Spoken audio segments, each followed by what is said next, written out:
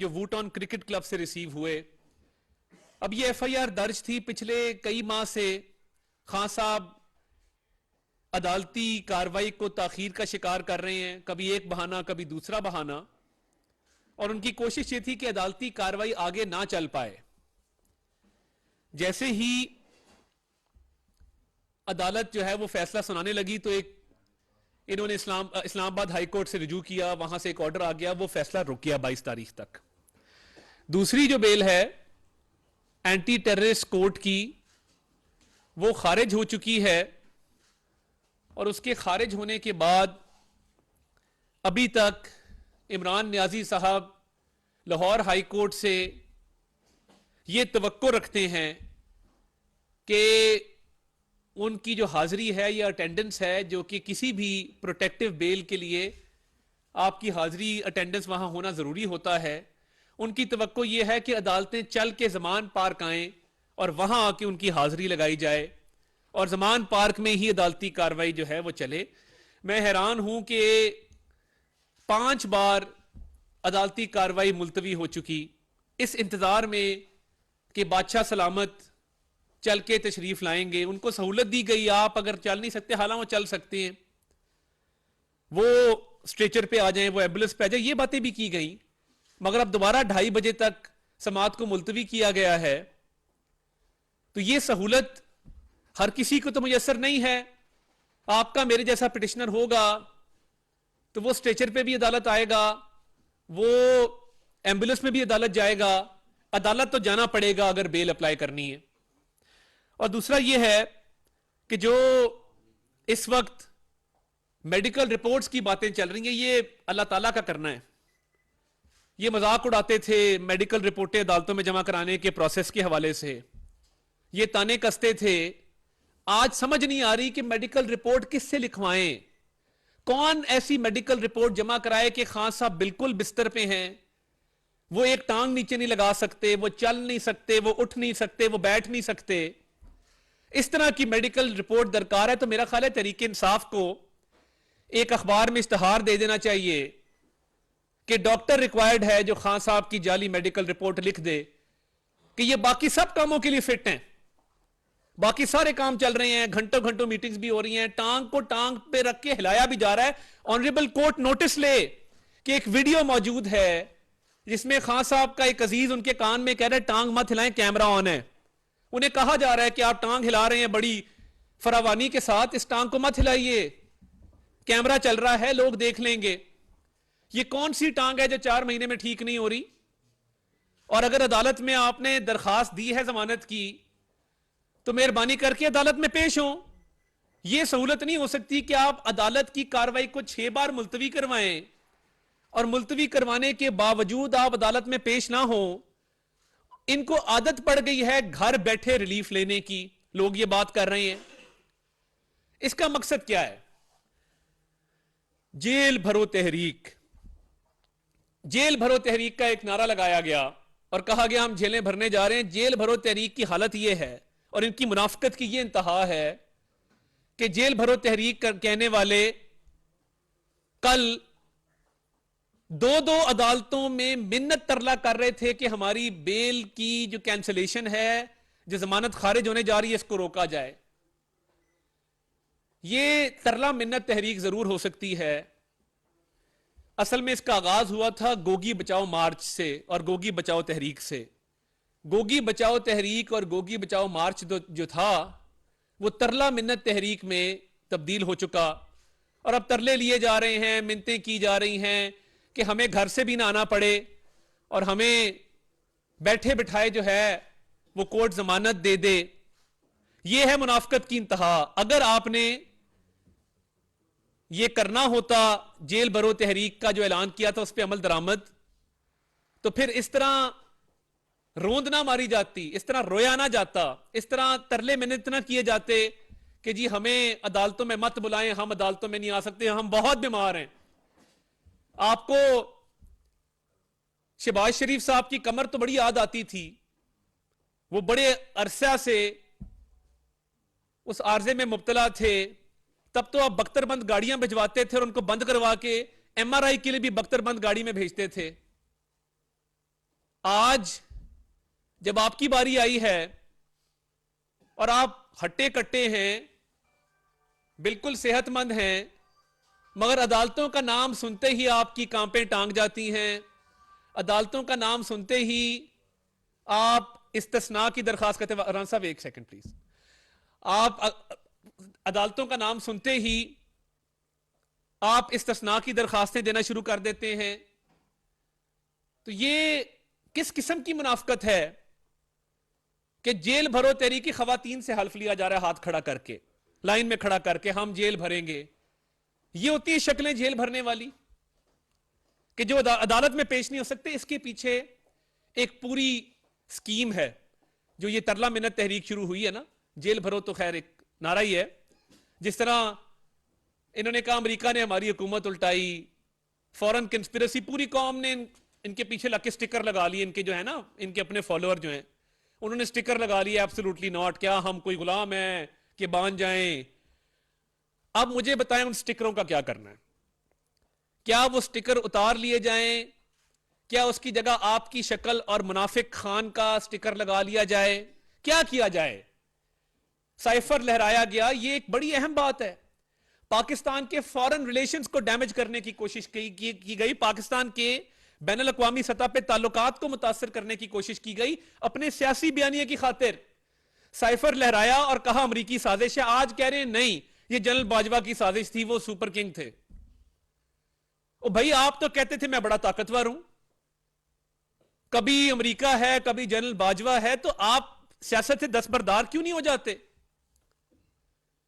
ये जो बात है कि ये अमेरिकी साजिश थी कि नहीं थी, इंपोर्टेड हुकूमत के ट्रेंड चलाए गए, इंपोर्टेड हुकूमत के ट्रेंड आज भी चल रहे हैं, तो शर्म नहीं आती, हया नहीं आती, गैरत नाम की चीज नहीं है आप में?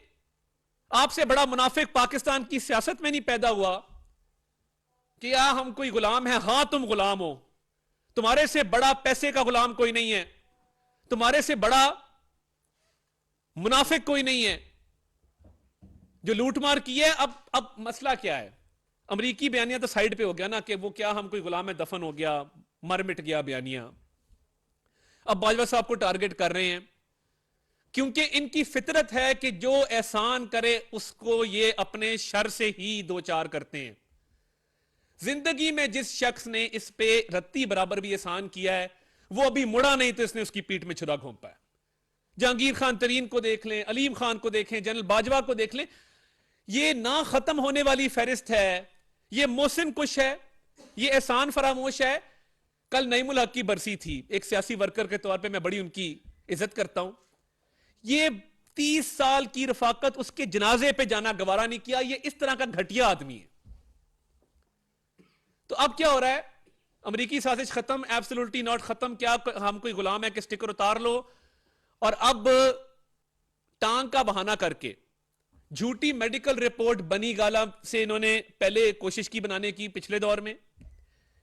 अब जमान पार्क में डॉक्टरों का इजलास आज बुलाया गया है और डॉक्टर फैसल सुल्तान को कहा गया है कि एक जाली मेडिकल रिपोर्ट बनाओ कि मैं तो अगर एक कदम भी चला तो मैं गिर के तो बिल्कुल कोलैप्स कर जाऊंगा। ये कैसी बीमारी है कि ना स्ट्रेचर ना एम्बुलेंस, कोई चीज आपके काम नहीं आ रही। बात यह है, इनको वुकला ने और डॉक्टरों की एक टीम ने कल मशवरा दिया है कि आप अगर जमान पार्क से निकल आए, और इसमें कुछ वो भी होगा अंतर मंतर जो चलता है थोड़ा सा, उसका भी होगा जंतर मंतर। जंतर मंतर का एक कोई जायचा निकला है और साथ कुछ डॉक्टरों और वुकला की टीम ने यह मशवरा दिया है कि खान साहब आपने जमान पार्क से नहीं निकलना, आप निकले तो तोशा खाना में फर्द जुर्म आयद हो जाएगी। वुकला को भारी रकूम दी जा रही है कि केसेस को डिले करो, कह दो कि मैं अगले 3-4 महीने आ ही नहीं सकता, मैं मर जाऊंगा अदालत आया तो, मेरे पे हमला हो जाएगा, मेरी टांग ठीक नहीं है, मेरी सेहत खराब है। 2 झंडे लगा के अपने जहनी तस्वर में वजीर आजम के तौर पे जब शाम को, आपने कभी दुनिया में देखा अपोजिशन लीडर का कौम से खिताब? झंडे लगाए हुए हैं। वही एक जहनी बीमारी है कि मैं अभी भी वजीर आजम हूं, कौम से खिताब हो रहा है। और कौम से क्या खिताब हो रहा है? पूरा जोर लगा के 2-2 घंटे की तकरीरें हो रही हैं। उस जोर लगाने से कुछ नहीं हो रहा सेहत को। कोर्ट बुलाए तो मैं मर गया, मैं लुट गया, मैं बर्बाद हो गया। तो वकला ने, जंतर मंतर ने और उसके साथ डॉक्टरों ने कहा है कि इसको डिले करें, जाली रिपोर्टें जमा कराएं, तोशाखाना से बचें और टिरियन वाइट के केस से बचें, क्योंकि टिरियन वाइट का केस बिल्कुल क्लियर है।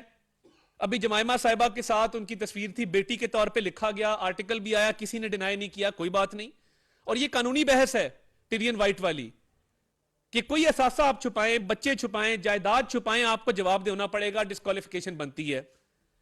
तो अब तोशाखाना से बचने के लिए, टिरियन वाइट से बचने के लिए, गिरफ्तारी से बचने के लिए ये सारा सेहत का बहाना किया जा रहा है। मेरा मुतालबा है सुप्रीम कोर्ट ऑफ पाकिस्तान से, हर बात का नोटिस लिया जा रहा है, हर किसी को बुला के पूछा जा रहा है, मेडिकल बोर्ड या लाहौर हाई कोर्ट या supreme court of Pakistan constitute करे, वंस एंड फॉर ऑल ये मामला खत्म होना चाहिए।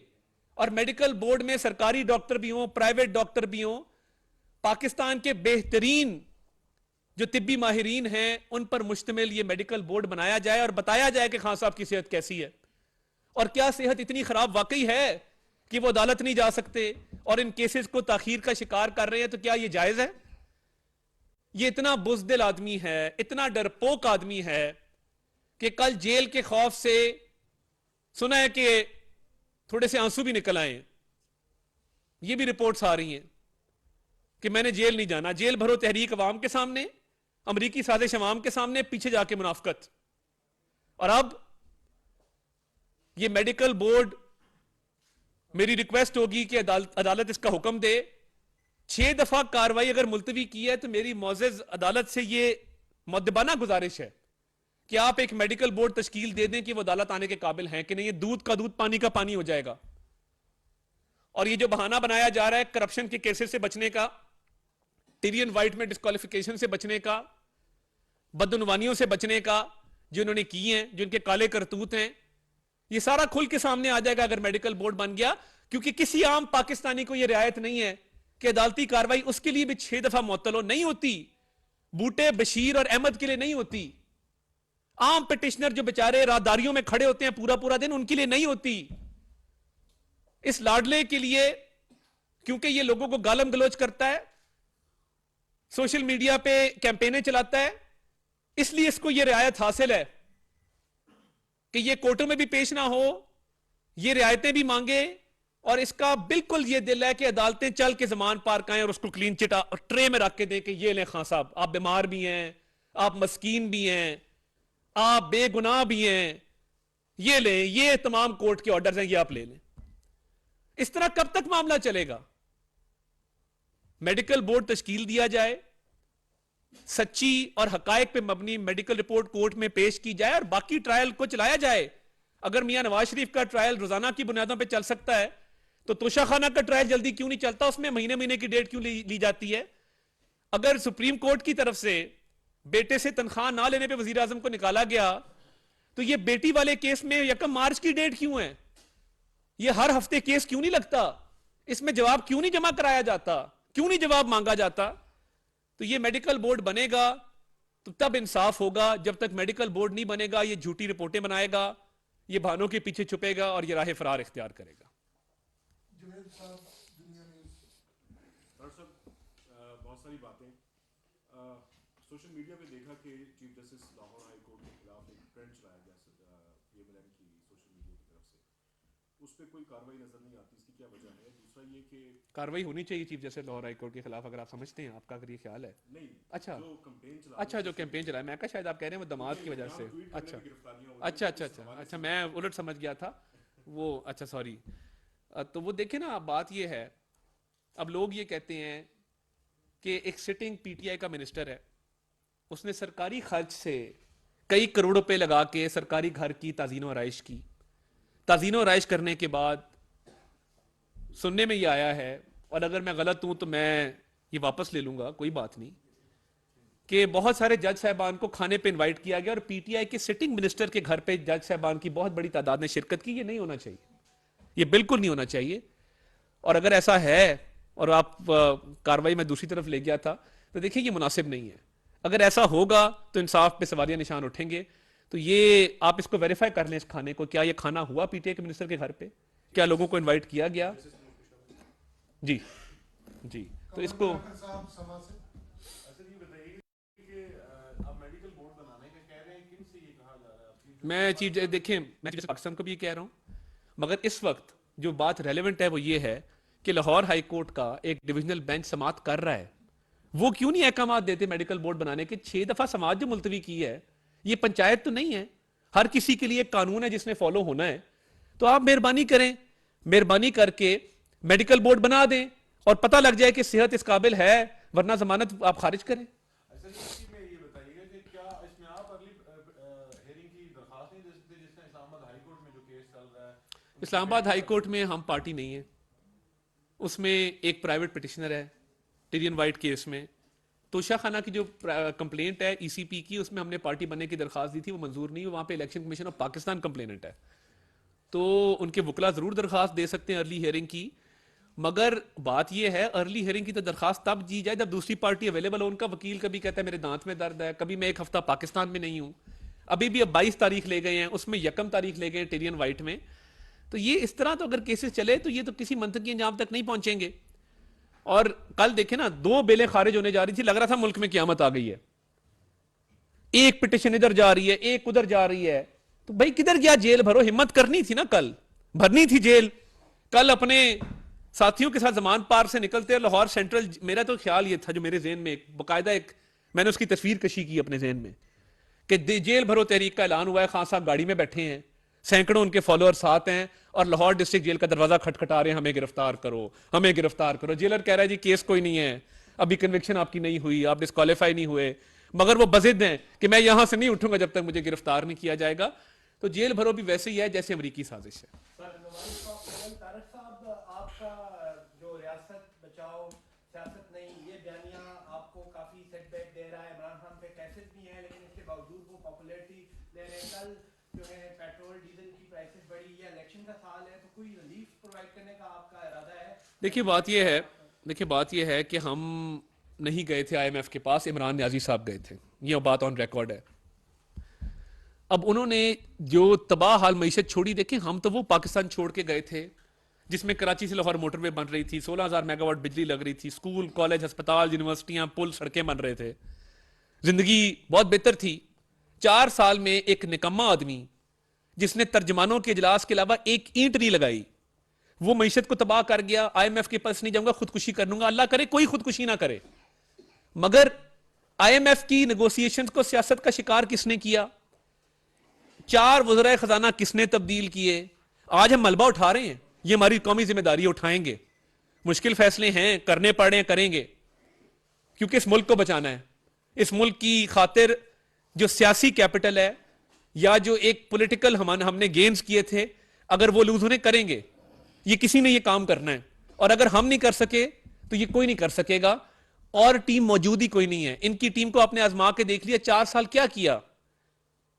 एक मंसूबा मुझे बता दें जो लगा हो, एक स्टेप बता दें जो मईशत की बेहतरी के लिए हो। मेरा ख्याल है मुश्किल फैसले हो गए, आइंदा आने वाले चंद महीनों में आप बेहतरी देखेंगे इंशाल्लाह। अता साहब, ये आपने एक जिक्र किया साबिक आर्मी चीफ के हवाले से, लेकिन उसकी तफसील में नहीं गए। तो इमरान खान साहब ने डॉक्टर आरिफ अलवी को खत लिखा है कि साबिक आर्मी चीफ ने जितने भी इंटरव्यूज दिए हैं, तहकीकात की जाए कि साबिक आर्मी चीफ ने क्यों कहा है। और दूसरा ये कि जिस तरह आप मेडिकल बोर्ड कायम करने का मुतालबा कर रहे हैं, अभी शेख रशीद की जमानत हुई है, तो वो कह रहे हैं कि इनकी भी तहकीकात होनी चाहिए, जितने भी केसेस बन रहे हैं वो के बुनियाद पर। ये इमरान खान साहब, देखिए बात यह है, झूठ की बुनियाद पे जो केसेस बनाए हैं, उसमें राना सनाउल्लाह का हीरोइन वाला केस है जो इमरान खान साहब ने बनवाया, पूरी क़यादत को अंदर किया झूठ पे मबनी केसेस पे। तब इमरान खान साहब किस बात का रोना रो रहे हैं? और जो इंटरव्यूज की बात कर रहे हैं, वो इंटरव्यूज निकालें जिसमें खान साहब कसीदे पढ़ रहे हैं और कह रहे हैं कि जनरल बाजवा से बड़ा डेमोक्रेट पाकिस्तान में नहीं है, जनरल बाजवा से अच्छा आदमी पूरे पाकिस्तान में नहीं है। मसला यह है कि जिंदगी का एक कुलिया है कि जिंदगी में कभी बंटवा नहीं रखा, इससे मांग उससे मांग, सेलिब्रिटी सुपरस्टार गाड़ी किसी और की, पेट्रोल किसी और का, बावर्ची खाना कोई और चलाता है, बाकी मामलात कोई और चला रहा है, कपड़े कोई दे गया, जूते कोई दे गया। ये सुपरस्टार मेंटालिटी है ना। आप जैसे हम जैसे मिडिल क्लास लोग जाते हैं बाजार में, ये कोट खरीदेंगे, कोई चीज खरीदेंगे पहनने के लिए कि यार चलो कल मीटिंग में जाना है, कोई जरा बेहतर कोट बंदा पहन के चला जाए। इनको ये काम नहीं है। सारी जिंदगी ये कुलिया अपनाया और दूसरा एक और कुलिया है, मीठा मीठा हप हप, कड़वा कड़वा थू थू।